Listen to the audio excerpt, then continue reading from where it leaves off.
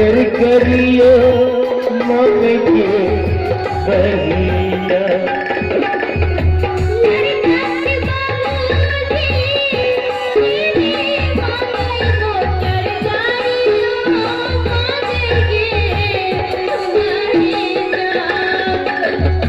सोनी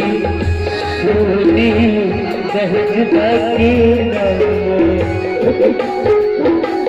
कर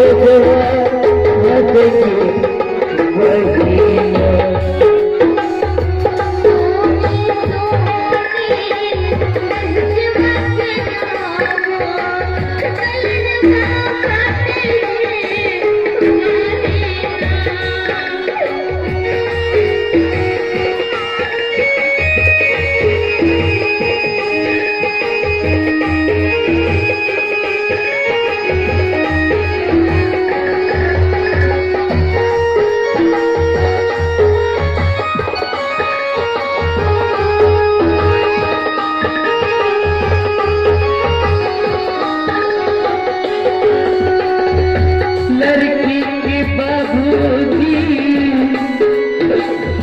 गैया बेचे जमीन को बेच के बहिना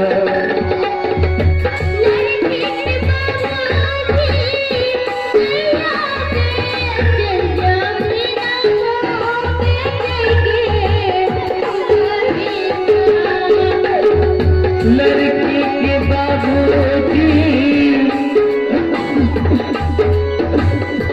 गैया बेचे जमीन बेच के बहिना